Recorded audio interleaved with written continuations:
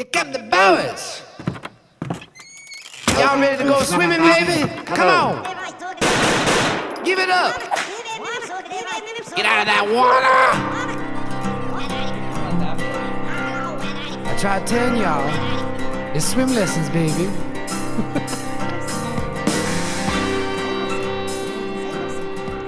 Basketball seasons are full of ups and downs.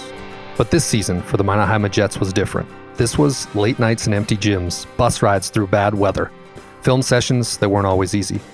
It was pressure, doubt, and a whole town quietly asking, can they really do it again? Last Saturday night, the Minot Majettes answered that question. They didn't just win a state championship. They walked through every wobble, every run from the other team, every memory of years that came up short.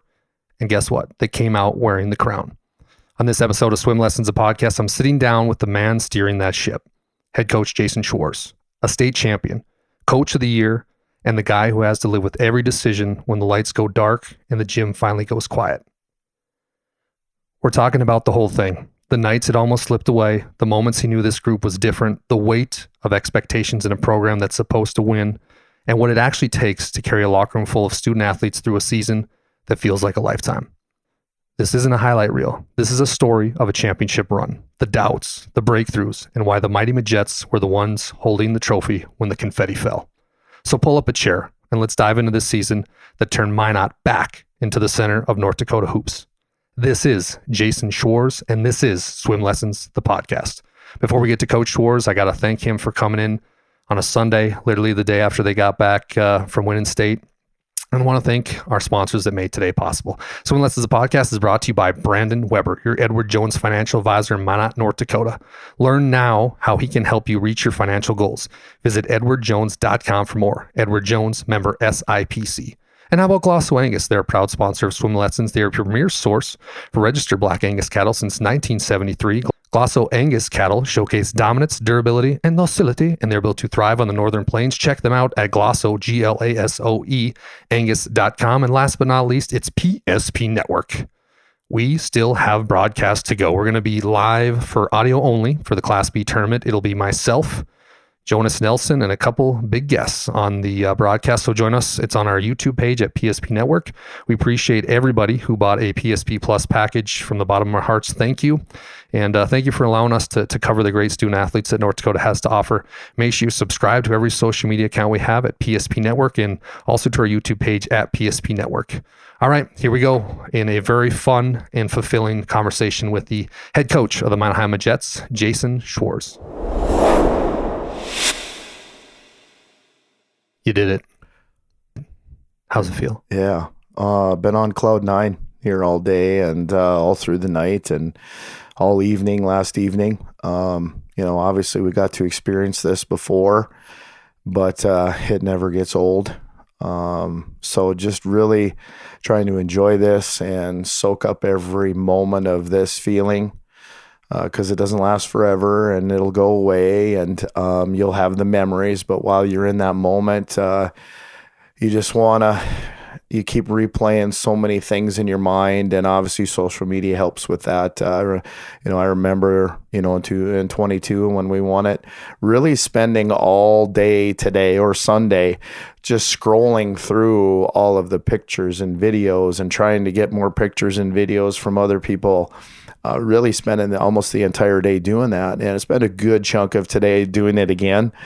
Just trying and going through so many special moments from these past 2 weekends, winning the WDA championship and now the state, on all the special moments that we had. We talked to the team yesterday and we said, to do the same thing, soak everything in and soak it all up every minute of today, every minute that you're around each other, whether it's just going out for lunch. We had a walkthrough and a practice yesterday morning, and then we went out to lunch, and then we're back to the arena, and that's all we did yesterday. But just enjoy being around each other. And because I said tomorrow you're going to be at home and you're going to be alone and you're going to miss this. And so, I think there's a few of them that knew what I was talking about, and they were like, yeah, you're right. And it was some awesome memories created last night, and haven't gone back to watch the game yet, but I'm not going to bed till I do tonight. So looking forward to that. One of those players that I think did get your message was Maggie Fricky. Yeah. She just, because when I had a chance to have her and Lily on before the WDA, you could just sense those two knew. And they've been around the block a time or two, but specifically Maggie was pretty. Yeah. They know how to show up in the special moments. Special players make special plays and special games at special moments, and that certainly was the case with those two. We were trying to find some extra motivation. Not that you needed extra motivation, but you just want to make sure that you're locked into being ready. And and we certainly had motivation for Mandan in the semifinals, but what was going to be that little extra motivation to get us over the edge. And we've obviously had some disappointment over the last 3 years where we felt like we were good enough to win a state championship. They've heard me say many times, good enough never is. All right. So you can't ever think, well, we were good enough. But, we've had some disappointment. And one of those teams that was able to come out on top was Fargo Davies 2 years ago in Bismarck, and they won the championship, and they were a great team, and they obviously deserved it. But trying to find another angle to motivate, I said, hey, I felt like, and you guys probably felt like we were the best team that year, and we didn't win it. And that team has our trophy in their trophy case. They are not leaving Bismarck tonight with another one of our trophies. Let's all go. right. Let's go. So let's go. And let's make sure that we walk out of there with that. And we did. So,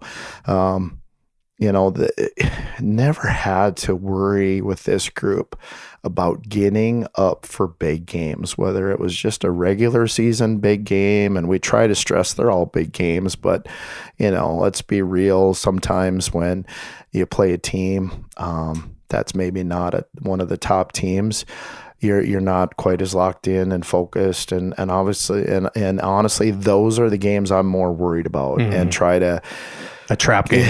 Yeah. And so and I've said that to many people, like when we have these games, whether it's a regular season game, a tournament game, I'm never worried that they're not going to be ready. And we saw the magic that happened, in 22.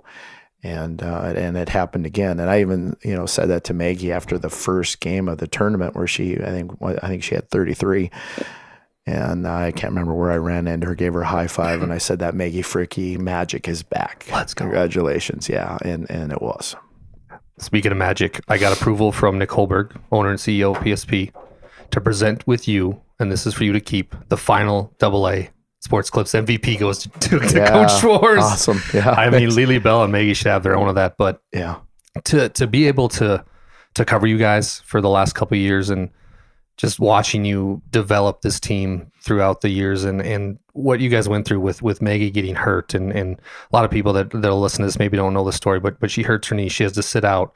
You guys win the state championship there, her and Lily's 8th grade year. I mean, the biggest question I have, Coach, is I talked to you a little bit about this last year, but you covered on it. But now that you've done it, how hard and how much of a strain was it on you?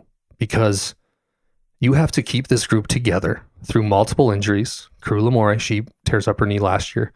Everett DeShaw does it the 3rd game this year. And everybody's thinking, not again, not again. How did you keep this group together? Like how? We've had to deal with lots of distractions. The expectation that we had every year, every game was, pretty intense at times. Literally just was watching some bracketology before I came here, and they had the Duke coach on and asking him kind of the same question. It's kind of funny we're talking about this, by the way. And he was talking about the distractions that you have and the expectations. And what Coach Shire said from Duke was, this is what you wanted. This is what we all want, right? You want to be the top team. And so, we kind of, you ask for it in a way. This is literally what you want. This is where you want to be. You want to be that team. Well, with that comes these things. all of these expectations from everybody, whether it's your teachers or peers in school, people in the community, other people across the state, anybody that you come in contact with that follows the game or follows you as a team, that's that expectation. And that's a burden, but we talk to our team about, we accept that burden, and we've had to get used to it over the years. And at times it was tough. But we got used to it.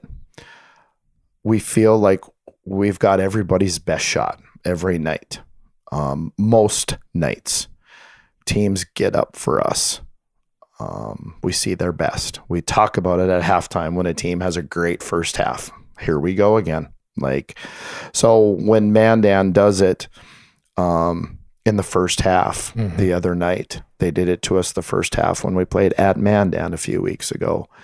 We seem to see it every time we play Bismarck High. We have those certain teams that, they find a way to play with us and do what they got to do. And, certainly there's other teams too. We always have great games with Legacy and Century and right on down the line, but, we've got used to that. So it wasn't anything that we had to panic about, in the semifinals in the locker room at halftime.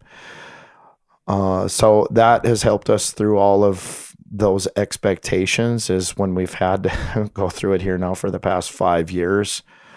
You have that veteran crew, and that's kind of why they were brought up as young kids to learn the ropes and learn the ways. And that's why we continue to have young kids come up. We want them to be mentors to them, to watch and see and learn, follow in their footsteps on how this is done, and to try and carry that on now for the next however many years.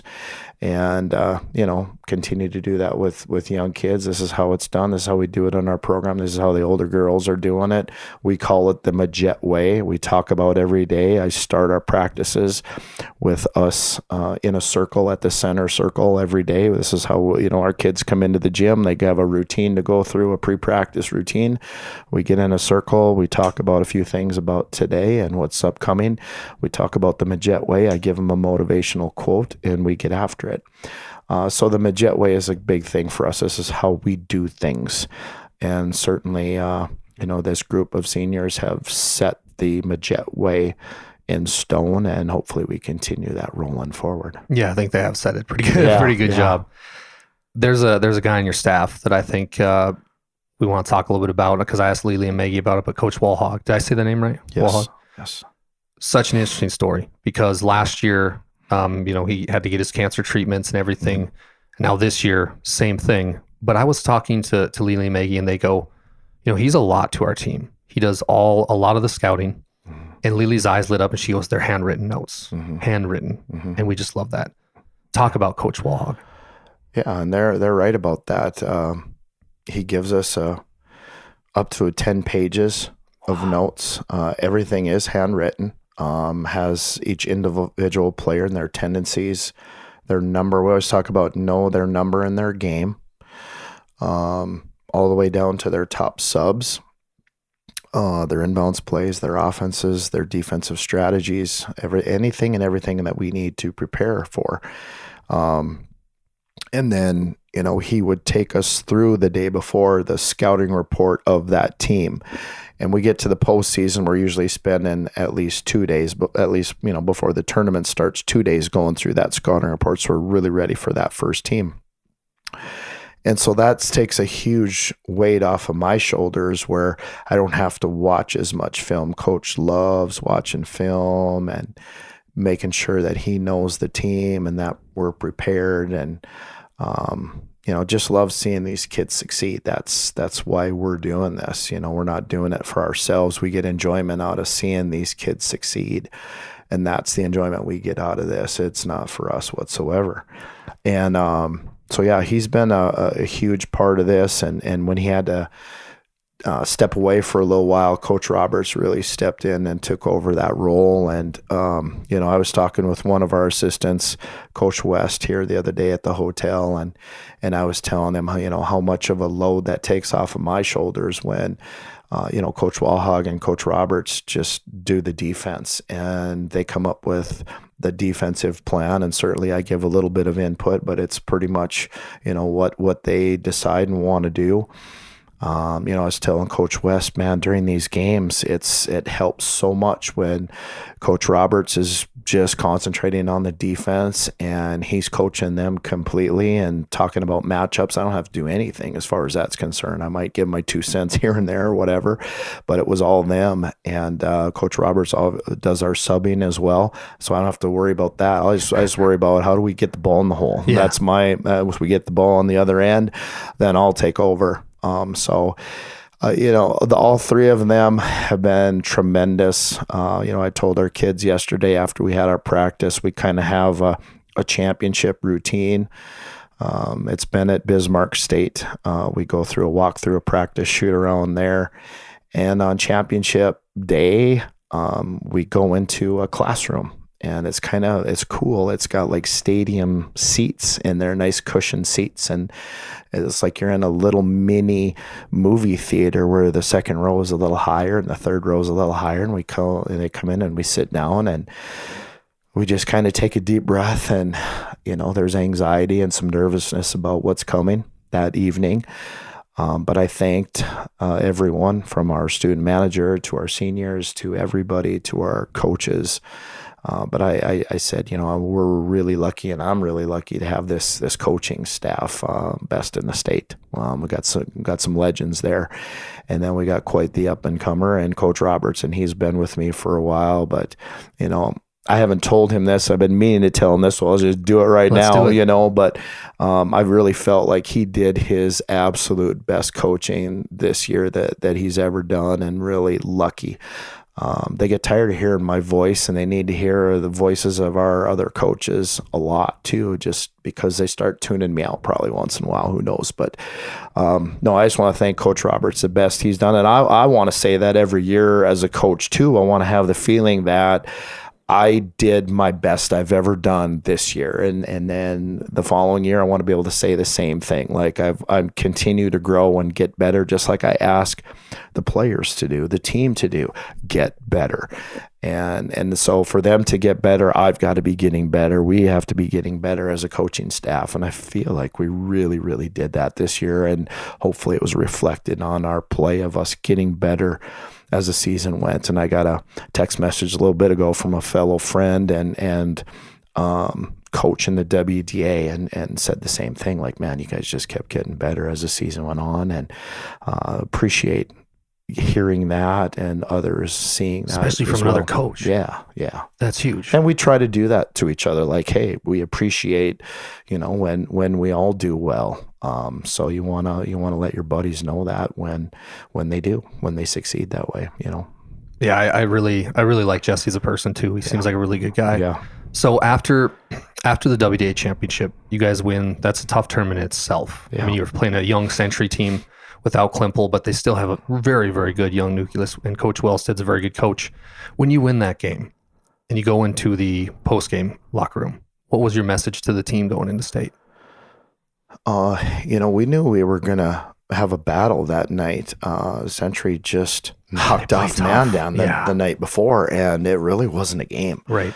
And in any given night, that can happen with all of us, right? So really impressive effort by Century, and that semifinal was like, oh my gosh, right? Here they come. And no, I mean, but having gone through what we went through the year before, where, we took care of business with Century during the regular season, but it's like, oh, this is postseason. This is different. And obviously they just showed that against Mandan. You better be ready to go. We thought maybe we might be playing Mandan in the championship, and all of a sudden, boom, here's Century again.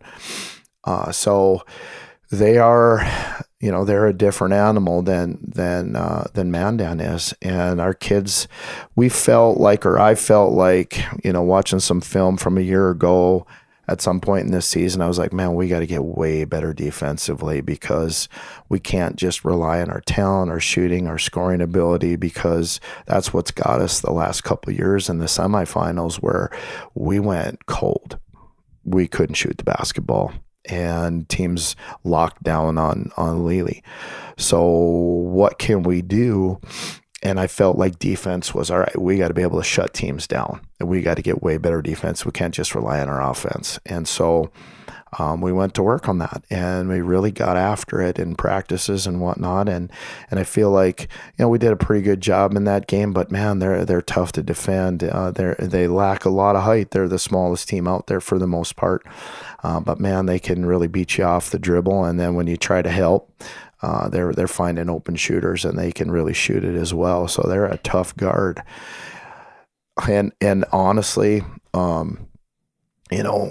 we make the championship game this weekend, and then we're sitting there watching the other semifinal game and watching Century and Davies. And, even though they're missing Klimpel, I'm like, I don't know that we want to play Century. Yeah, they're tough. Because we shooters. beat them. We beat them 3 times. It's hard to beat somebody 3 times, Yes. much less 4. Yeah. And so, that was a concern of mine, was like, all right, on day 3 of a tournament, we're probably a little bit tired. And that's probably was reflected in the championship game in the WDA, where we were a little bit tired and just didn't guard the dribble very well. And that's their strength, to get to the cup. And if you beat us there, then we'll kick it out to somebody, and they can really shoot. And they had a really great tournament on the WDA tournament. But geez, things can really change in the course of a week. And we've seen that on both good and bad. And so maybe Century peaked a little bit the week before. I don't know. They just didn't play the same. And so I was a little bit more leaning towards I'd rather play Davies, even though, geez, they played well in the semifinals. Yes. So good. And man, they shot the ball well. And we thought, well, and we looked at their stats for the year, and everybody in that starting lineup can shoot the 3 at a good percentage. There wasn't anybody that, we always see teams like, all right, these guys are this player, that player is shooting in the 20s, 3-point percentage wise. These guys didn't have any of that. And so, but I thought, all right, they don't know us as well as Century does. Century knows a lot of what we do and what we're trying to go to. And, but on the flip side of that, we don't know Davies as well. We played each other, last year, opening round of the state tournament. We went back, we watched that film, and we just were like, man, we're way better offensively than we were a year ago. We're way better defensively than we were a year ago. But you know what? So was Davies. So we knew it was going to be a battle, and we told the kids that. But it was by far our best defensive effort. And man, there were some possessions I was like, holy smokes, I can't believe we're playing like we are. They had to really earn everything they got. Really had to earn it. So credit to our kids on buying into that end of the floor, because it took a while to get them to really sell out on defense, because they're all really good offensively. And, we weren't quite getting the effort that we needed on that end of the floor. And, I think our most improved defender, probably Kinley Barch. Kinley can defend. I always felt like she's been a pretty good defender for us. But, I'd see some things on film, and I had to be really tough with Kinley to get her to be disciplined with some things defensively. And once she finally just 100% sold out, man, her whole complete basketball game just started to shine, and it was reflected on both ends of the floor. She built so much confidence with her defense, it carried over into her offensively, I believe, as well. But there were times she was on Scary, and Scary was the one that really killed us last year in the state tournament. We did a good job on Passanante last year, but Scary just... So I'm like, I think maybe we got to be a little bit more concerned about her. And there were times where Kinley was on her, and just did a really great job. She learned to get out in the passing lanes and get steals and create some offense with defense, and not being afraid to getting beat, and realizing, I am a pretty good athlete. I am pretty quick. Like you can't be afraid to get beat defensively either, to provide that kind of pressure. So, and then that stuff kind of carries over to the next player and the next player and the next player. And so I think our defense is something that really made a huge difference for us this year. There's a couple of sequences last night with Eve Knutson, who's going to play at Wilson State College for they're in the national championship, by the way. Yeah. Which is wild. But anyways, she had a block and it was like a volleyball block, like with two hands. Yeah. And I was sitting there with Kristen. I'm like, my goodness, you know how hard that is to do and not like hit him with your body? Yeah. She's playing straight up. And then she does it again the very next play. I mean, Eve Knutson, Yeah. I said to Kristen, I think she is one of the most improved players in the state. Watching her last year to this year, I am with you on the Kinley thing. Because if I'm a college basketball coach, I am putting all my chips toward Kinley Barge because we have not even got close to her ceiling. She's a fantastic shooter, great defender. But Eve Knutson, her shooting improved and the defense was phenomenal. Yeah. And I felt like, just seeing her in practice the last couple weeks, really trying to hone in on, all right, who's really locked in right now. And I feel like I could say that about AJ as well. But AJ, Kinley, and Eve, watching them in practice, I was, telling our coaches, these three they're not missing anything in practice. They are ready to go. I'm not worried one bit. It's unfortunate with Eve sometimes where, we don't, she doesn't get as much of an opportunity on offense, but the part where that nobody really recognizes is the defensive end or all the dirty work stuff that players do. But man, she's so good. She's so good defensively. Yeah. And just kept getting better as well, where it's so nice to just tell a player, hey, you're guarding this one tonight. You don't really have to worry about it anymore. You start worrying about other things. She's got it. And, I got after it a little bit last night because she got beat backdoor one time, and she was a little concerned about that or whatever. And we just, we're trying to get it through to her, make this little adjustment and you'll be fine. And it's not the end of the world, but just make this little adjustment. And that's what you have to do against really good players because they're going to figure out how to get open. You're taking this away. Well, I'm going to do this and that's what really good players do. So it's just it's a battle or a little chess game of making these adjustments. So she made an adjustment to get that back door. Here's the adjustment you got to make now and to take that away. And you just keep playing that little chess game between those two really good players. But God, we're going to miss that. We're going to really miss that. He's so athletic. She's so quick, so fast, so long, just bothers the other team's best player on a nightly basis. And, that's probably what Kinley Barch is going to get that assignment, or CC Stevick. Those are the next ones up. But, we certainly, could have done a lot more things offensively to get Eve more looks and get Kinley more looks and get AJ more looks. But the way Maggie and Lily were playing last night and playing off each other, we started doing some screen and roll, and it's not anything that's really planned. It's kind of like, all right, as we're bringing the ball down, Lily gets a lot of rebounds and she doesn't need to pass it ahead. She just brings it up. And as they're running down the floor, there Maggie's right there with her. All right, well, let's just ball screen, and it's not something where we need to pull Maggie out from the corner. They're just both right there running down the floor together. We might as well ball screen. And we do that with several players. Lily's bringing it up. Eve's right there. All right, Eve, just go set a screen for her and let's just play off of that. And it just so happened to be that Maggie and Lily were there together quite a bit.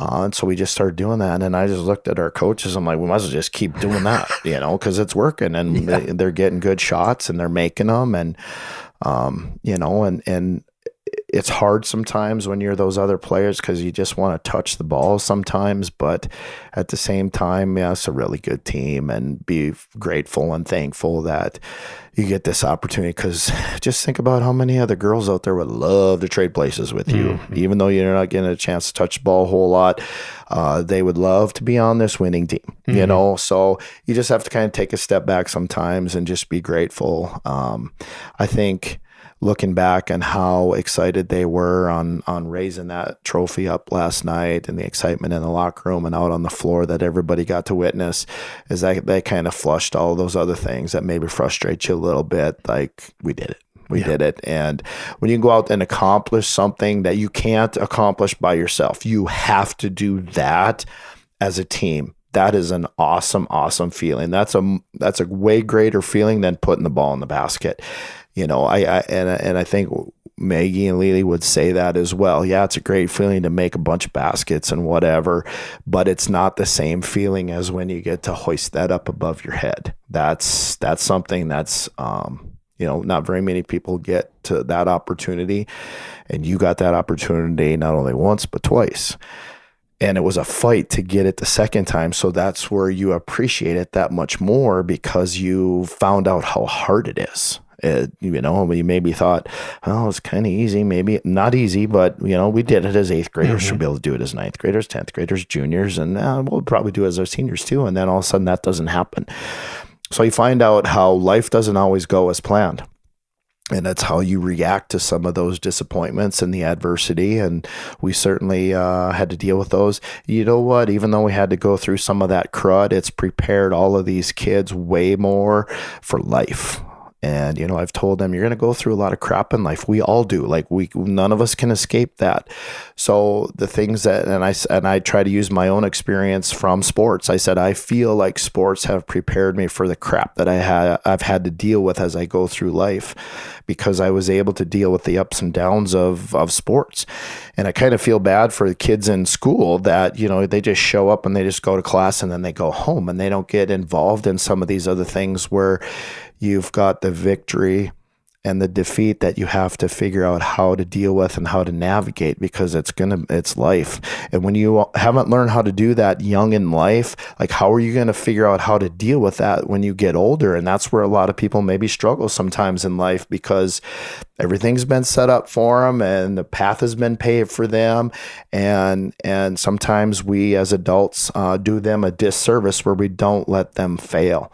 And that's where you learn. That's where you grow, is through failure. So we've had enough of that, I feel, where we've been able to grow, but we've also had enough great successes. And you have to learn to deal with success too. And I think our kids were able to stay pretty humble throughout that process as well, and not let those highs get too high, because you can get humbled pretty quickly in anything you do in life.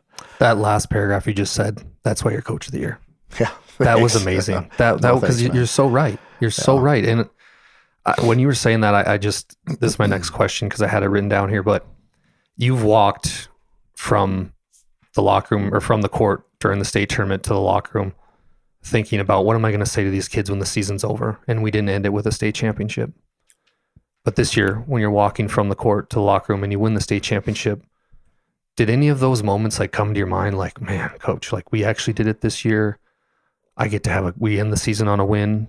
We're the top of the mountain. But did any of those previous tough memories come to mind and just make it that much sweeter? I don't think so. Not at that moment. No, not at that moment. Walking out, it was the elation, the weight lifted off your shoulders kind of feeling. All right, we knew we could do this the last few years. We just haven't, and we knew we could do it again, and we did it this time. Maybe those failures made us this year. One of the things Coach Roberts shared on the bus home last night, he was like, it's weird. He goes, in my feed, I believe it was, he got, it was a Kobe Bryant thing, I believe it was. I haven't looked at it too closely, but it said maybe that loss, let me remember exactly how it was. Maybe that loss helped you get this win. And so we kind of looked at it a couple different ways. Maybe that loss against Mandan helped us get this win tonight. Or maybe the losses we've had the last couple, 2 or 3 years in the state tournament have made, us to this point be so resilient when it came to this WDA tournament and to the state tournament these last 2 weekends. Because we weren't going to be denied. These kids weren't going to be denied. Maybe those things happen for a reason. And that's kind of what I've told our girls that have gone through these injuries too. Maybe these things happen for a reason and we don't understand and realize what it is right now. But later on in life, maybe we'll understand why this happened. Because anytime somebody goes through something really hard in their life, why me? That's the first thing that a lot of people think, and maybe there's a reason for it. Certainly, I think Maggie became much stronger and resilient through that whole process because there's a lot of, frustration she had to probably deal with that we have no idea about. Same with Avery Lundy and Carew Lamore and Everett Deshaw having to all go through this. I told Maggie, I don't want to go through another postseason without you. We'll go on the last 2 without her. And it killed us, and it killed me having to sit there and see Everett just sitting there and not getting an opportunity to play, or last year having, Carew having to go through that, and her career being over. Everett still has got a couple more years. So, but another thing that we wanted to make sure, and we use it as a team, and I've told these guys as well, going through these injuries, make sure the comeback is greater than the setback. And that was kind of our theme after we lost that Mandan game. At the end of that week, we played Century, and we're like, we said it as a team, we feel sorry for Century because they got to feel our wrath of us being a little ticked off now. All right. And we played really well that night. And we just said, our comeback is not over. Our comeback is not over. And we said that again yesterday. This comeback of that one loss, we're not done yet. Our comeback's going to be greater than that one setback. We talked about after the WDA tournament was over. I was walking to the back of the bus when we were coming back from that championship night, just joking.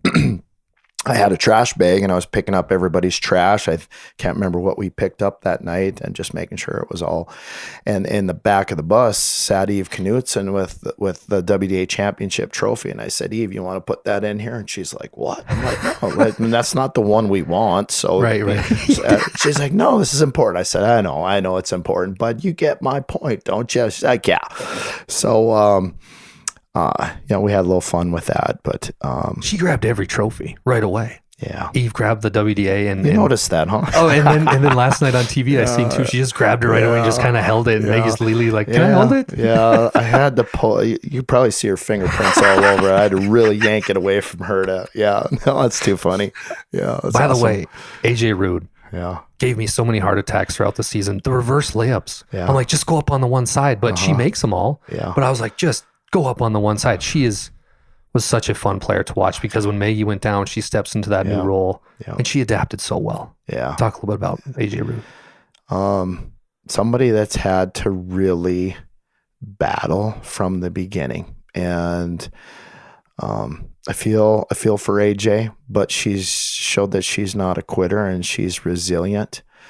She got smoked in the face a couple times. Yeah. Like twice last night. It looked tough. It didn't bother. But, we've also shared with our team, hard work pays off. You just never know when. We all want to know when this is going to pay off, all this time and put also hard work. And that's AJ Rude. Like, she just loves being in the gym. She loves having that basketball in her hand. She loves shooting the basketball. Loves everything about basketball. And, I could just really sense from her over time, over these years, like she's just sitting there waiting, like, when's it going to be my time? And she certainly has earned it. And maybe I should have given her more of a shot earlier. You always second guess things. And, I really wanted to bring her up as an 8th grader, but, at the same time, you can't bring everybody up. And that was a hard one for me, and she certainly has deserved everything that she's got. In the end, it paid off for you. She was out there in the moments that mattered most, and she certainly had a big part of our success. Got a huge heart. Made a lot of things happen for us, a lot of the dirty work type of things. It was really great to see her hit a big shot early last night. Anytime anybody on our team hits a big shot early, it gets us going, gets us rolling. I certainly think that her shot she hit early, that big 3 at the top of the key, really got us going and got our confidence going. And so she does so many things, always got a smile on her face, and is always the most positive person to be around. And we had a little motivation that we had when they got on the bus Friday morning. And she was the first one on the bus, and I just was sitting there in my seat just looking straight ahead, because the motivation that we had was all plastered on the windows throughout the bus, on the inside of the bus. And just listening to her as she got on, she's like, oh my God. And I'm never going to forget this. She was back there and she goes, "We ready? We ready?" And I'm like, yeah. And the players just started to file on the bus, and just listening to all their comments that they made on those things that were hanging on those windows was pretty awesome. And I just was like, all right. And this is right away at 8:15 in the morning. And you know, we're playing fairly early at 1:00, but we got to get to Bismarck State, go through our walkthrough. Then we're going to be back down at the event center. Our shoot around started at 10:15, and then we're going to be back over at Subway, grab a quick snack. And then we're back over to the arena, last minute preparations. And then we're playing at 1:00. You know, and it was nice playing those early games because we didn't have the rest of the day. Yeah. We just rest and relax, watch the next game, go get something to eat back at the hotel at a pretty good time, and then we're just getting ready for the next day. But yeah, I'm never going to forget that with AJ. I'm always going to hear that in my mind, like, we're ready. We're ready. Oh my God. Yeah. That gives me chills. Was it just, can I ask you what was on the side? Was it just like quotes, like bulletin board material, scouting reports? It was actually PSP had a big part to do with that. What? Yeah. Yeah. Was I on any of it? I tried to always talk. No, because it was the Mandan game, us at Mandan. Uh-oh. And yeah, there were some things that gave us a lot of extra motivation. Let's go. And you know, we can probably talk about that off air, but but yeah, I'll just say that, you know, this right here had something to do with it from that night. Okay. And yeah, that stuff was plastered on the windows. And by the time we got off the bus for the last time, after we had our snack at Subway and we got off the bus, there wasn't anything left on the windows. Let's just say that. That's awesome. Yeah, they're ready. What a smart idea by you, though.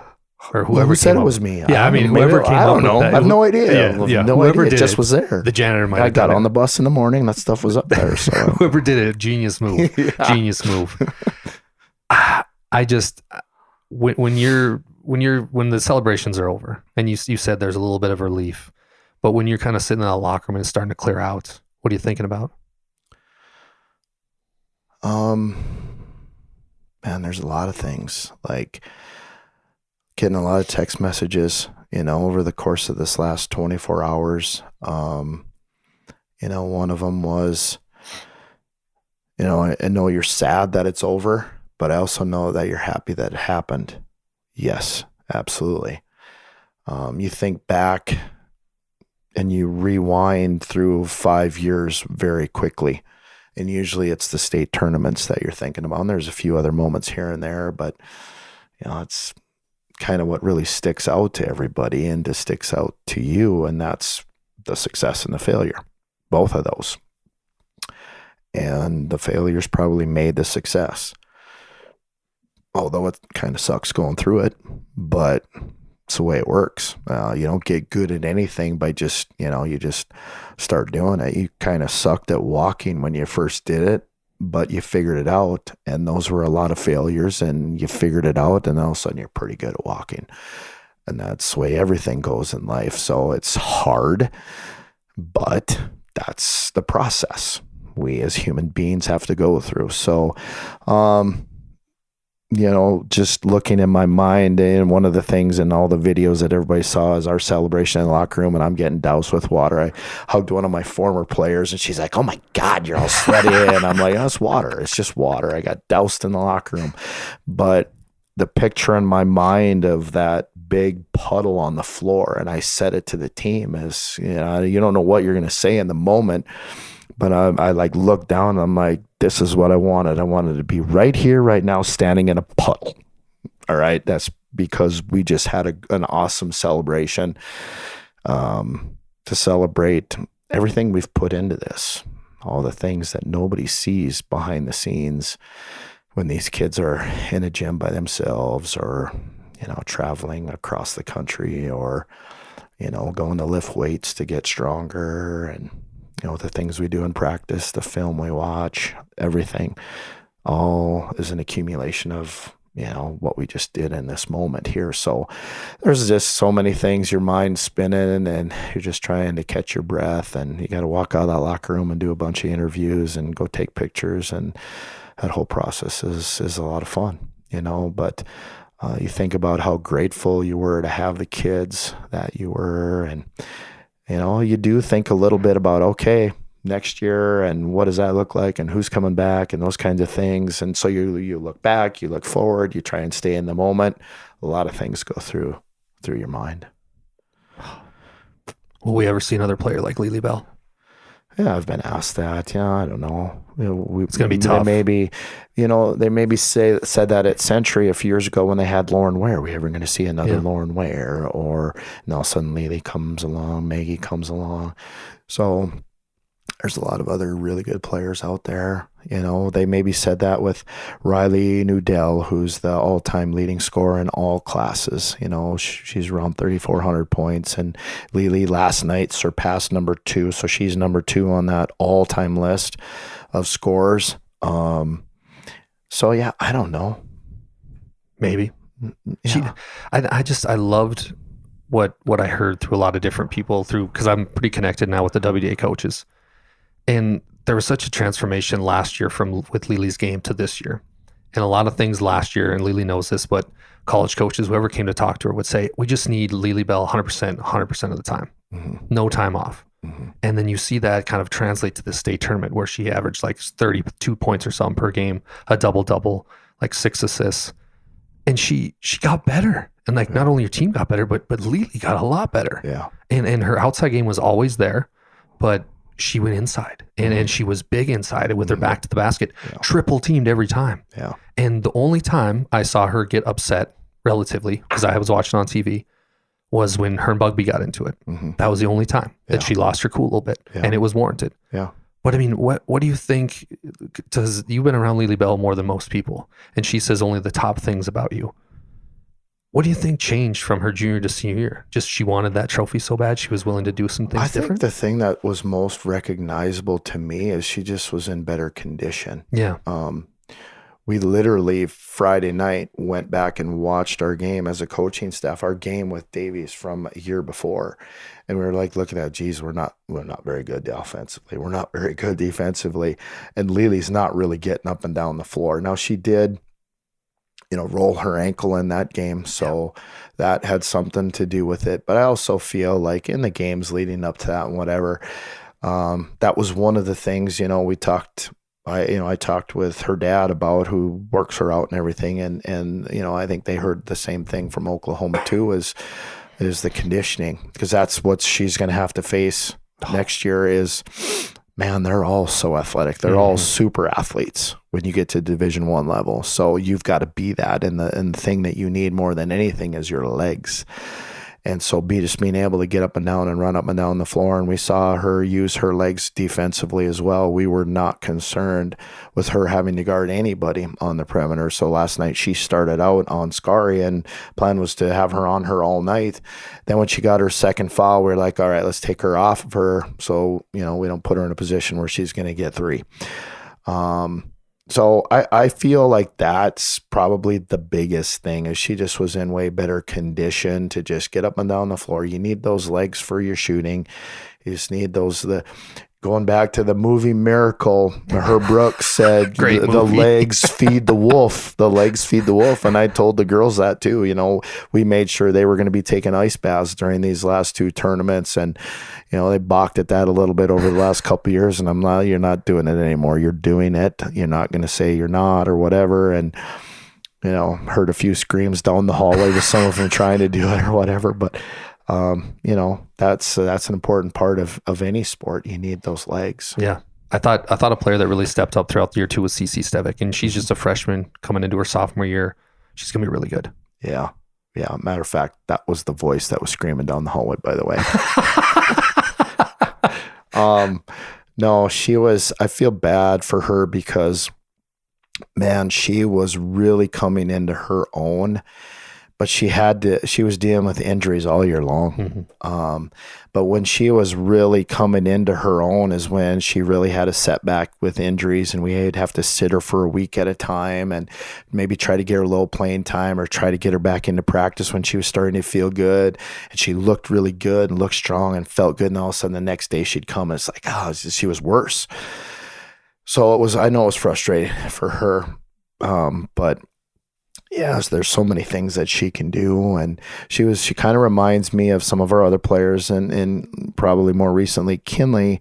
of having to figure out defense. Cece is so fast, so athletic, so quick that she can make so many things happen on that end of the floor. And she made great strides this year on defense. And she's not where I want her to be yet, but she's getting there. She's getting closer. And, just has never really been it's not been an area of concentration for her. She's, can do so much with the basketball in her hands that's probably where her focus has always been, on getting to the hole, hitting shots, doing a lot of really cool things with the basketball. But you play most of the game without the ball in your hands. There's 10 people out there and they all want the ball in their hands. So you're not going to have it in your hands very often. What are you doing without the ball, on offense, on defense? How are you helping us? How are you creating things for us without the ball in your hands? And that's the next phase that a lot of these younger kids have had to learn. And when they go to spend time with trainers and those kinds of things, they're always working on ball skills with the ball in your hand. Well, you're playing most of the game without the ball in your hand. Like, what about those skills? So you've got to, that's where we've had to really hone in on some of those things. And she's only going to get better on that end of the floor, and it's going to create more offense for her too. I need your words of advice, because when I travel around, there's a lot of people I know that have young student athletes in the game of basketball. And I've said this a lot on the podcast, so I apologize, but it feels like this is the golden age of girls basketball, a lot because of Caitlin Clark, but girls basketball is getting a lot of attention right now. So Coach Schwarz, coming off a state championship, Coach of the Year, what would be your words of advice to some young players that want to be the next Maggie Fricke, Lily Bell? What would be some advice you give them? Well, I think that a lot of the AAU and the travel ball is good and can be good. Like, the more you do, the better of anything. But I think they also have to realize, like, it should be a lot of just staying home and working on your game. A lot of times when you go to some of these traveling tournaments, you're sitting around most of the weekend. You're sitting in your hotel. You're sitting around waiting for the next game, where, that time could be put to better use if you just stayed home over the weekend and you spent these 2 hours lifting weights, and you spent, these 2 or 3 hours working on your ball handling, your shooting, and your one-on-one game, and working on some things defensively, and then just going and doing it the next day. Because how much are you working on your game when you're at these tournaments? Yeah, you're playing a little bit, but again, you're playing most of the game without the ball in your hands. And are they teaching defense? All these little things. And yeah, some of them are doing a great job of that, and some of them aren't. But you can really probably more efficiently work on, if you're going to do it right, you gotta put that time in. So I think there's got to be some balance of that. If you're just going and playing games, or, you got to work on your skills. And there's some great ways to do that. But I think also playing other sports and trying to be multi-sport athletes. It's unfortunate. We've lost some kids to volleyball and soccer and these other sports. I'm not trying to knock some of the other things, but they want them year round. And if you want them to be a better soccer player and a better volleyball player and whatever other sport they're in, they're going to become better by being in those other sports. I know, Coach Winchesky, he always talks about those years where he won 3 state championships in a row. And he said, that's in those groups, I had the most kids I've ever had that were multi-sport athletes. And there's a reason, why we won 3 in a row, because those were the kinds of players that they were. They just weren't basketball players. They were learning to compete in other ways, in other sports, from other coaches, being around other kids. And so that has a lot to do with it too. There's a lot of college coaches out there recruiting that are looking at all of those intangibles. And one of the intangibles that they look at is a multi-sport athletes. Are you going and excelling in this other sport or that other sport? And so it's really disheartening where some of these other sports think they need to be playing year round. It's crazy. It's crazy that some of the people in our community are drinking the Kool-Aid of that stuff, and I know we have players, Maggie and Lily have put a lot of time into basketball, and Maggie has done some swimming, and so she has some desire to do some of those things there too. And not everybody is gonna want to be a multi-sport. Like, I really love this sport, and that's all I want to do, but there's a lot of kids that have a lot of interest in other areas and other sports, and they're getting pulled out of those sports when they still have some love and some passion for this. It doesn't have to be your top passion or love, because we have kids on our basketball team that basketball is not their favorite and it's not their top sport, but they do have some love and some passion for it, and that's why they're there. And I know that they've been pulled to try and go and do some of those other things only. And I just don't feel that's the best thing for them, because, I can go on and on about it, but there's no reason that you can't be successful by doing multiple sport things and thinking that. I'm not ever going to tell any of our players that you should be only doing basketball. Never going to hear that from me, because I know that's not the best thing for them. And certainly other people might have their opinion of it, and that's fine. Don't care. But I've been around it long enough to know that this is what's best, not only for you as an athlete, but just as a person, to go and being involved in something else. Because guess what, mom and dad, and guess what, player? You might actually be better in that other sport. You just haven't quite blossomed yet. You might be a late bloomer, and you missed the boat because you thought that you were supposed to be in this sport and this sport only, and you gave up on these other ones too early. And that's a little bit of my soapbox on some of that stuff, because it's pulled some kids out of our program, and we're struggling with numbers a little bit. And I feel like we as coaches really got to be pushing that with our athletes. Like, now that you're done with basketball, there's nothing wrong with you going get involved in. How is track not going to make you better as a basketball player, right? Yeah. Or we got some that'll play softball here, and they're going to go play soccer. But we've also lost some really good ones that, could be really beneficial to our program. And you know what? If your heart's not in it, I get it. It just isn't going to work for you. Your heart has got to have some heart in this to be a part of it when you get to the varsity level. And so I get that part of it too. But man, we're losing some way too early.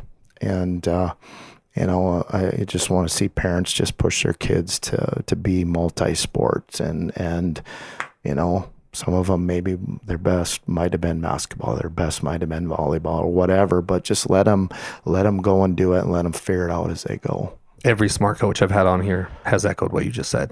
And I'm with it too. I hate how it's like, okay, and this is just picking on the first one that comes to mind, volleyball is year round. I mean, and the best part about it for me, looking at that, is you get a different aspect from different coaches. Your volleyball coach might give you something great, and then your basketball coach is giving you some great, and then the track coach might be the cherry on top. And you take those three and you put them all into your life, and you're going to be that much better of a person when you're done with all the programs. Yeah, it's 3 beats 1, 1,000%. Well, coach, it don't mean a thing without the ring. And congratulations, all this. Look at that thing. Yeah, look at that shiny ring. I told our coaches on the bus ride home last night, I said, I'm wearing that. I'm pulling that out from 2022, and I'm wearing it all day. Yes. And I pulled out the Coach of the Year ones that I've won, so I'm wearing those today. We had my mom's 80th birthday party today. It's coming up in April, but I had all my relatives were here for the state tournament, so they were like, since we're here, we're coming up from Bismarck tomorrow, so we've had this planned. So we just got done with that a little bit ago. So I had to bring that to, my parents are at assisted living here in town. And so one of my former English teachers is there as well, and she watches the games with my parents, and most of them on PSP, right? And so I had to bring the trophy, right? So I get there, I'm there at lunchtime, and my English teacher is in there. So I walk in there while they're having lunch in the cafeteria, and there's all kinds of people in there, and I'm getting looks from a lot of people, Were you wearing the nets? No, Nets. Just had that. Okay. Just had the trophy. And so I had to go over and I wanted to show her. I'm like, here it is, and so then some other people were getting upset, like, well, we want to see it too. Hold that thing up. So I held it up, and people were clapping, so I had so many people, saying, hey, watch the game last night, and it was so much fun. You did a great job and proud of the girls and that kind of thing. So it was a special day just being there with all these people. I had no idea who they were, but they recognized right away when I come walking in with that big piece of hardware. You know, it was a fun time today, and still riding on cloud 9. So ride that as long as I can. Well, you're the man, and I appreciate your time today. I appreciate your team. I love the game of basketball more than anybody, and to watch your team and just the love they showed, determination, and how they finished was truly a remarkable book. Yeah, thanks so much. Special group of kids. You know, we kind of, as coaching staff and players probably go through a little bit too. You kind of going to go through a little bit of some depression here, and in a way where it's over, and you know, it's not going to be practice after school on Monday. We'll get together tomorrow. We got a few things we have to, we got to make some ring orders and T-shirt orders and those kinds of things. Plan for our banquet coming up. But yeah, just not getting that opportunity to be around each other anymore, and is going to be different. We're all going our own separate ways now and getting involved in our own, whatever it's track or, whatever it is. So yeah, it's going to be a little adjustment here, but we finished it the right way. So we've got that to reflect back on. Well, Coach, can't let you get away without this one, but Swim Lessons is a podcast about overcoming tough times. I asked you this last year, but leave us with something, the audience. Maybe it can be a story, a quote, but something that got you through a tough time, brought you back to the light.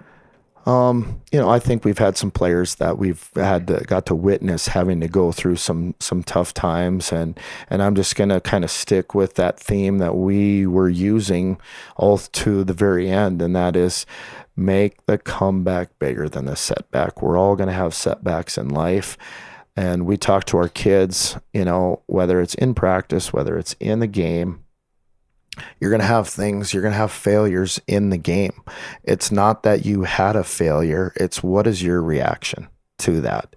So sometimes, one of my favorite announcers on ESPN is, he always says, don't let one mistake become two. How are you going to react to that first mistake? And I use that sometimes with our players when they turn the basketball over. All right, that was a mistake. Then you didn't hustle back on defense. You were feeling sorry for yourself, and you were pouting and moping, and you just kind of started trotting down the court. Well, you just made your second mistake because of the first one. Like, hustle back and get back there and make a play and make up for that mistake. That's what your reaction has to be. That's all part of make that comeback bigger than the setback. You just had a setback of a turnover, and I'll go down there and make a play and come back from that. So we're always constantly, trying to tell our kids, how are you going to react to this? And it's human nature to react how we usually do when something bad happens. So you're constantly fighting that reaction, that normal reaction that we as humans have, and have a better reaction that it's going to lead to the success that you want, right? So you're always fighting that human nature, but don't let one mistake become two, and make up for those mistakes that you make. We want to do that in life. I try to do that myself. Made a lot of mistakes in my life, but always trying to make up for them. Yeah. Always trying to make up for them, and it's just a revolving door of trying to make up for things you maybe messed up here and there, right? Well, that is not a mistake. Yeah. That is a beautiful thing. Yeah. Congratulations on the state championship. Thanks so much. Appreciate it. Appreciate being here. Thank you. Thanks, everybody.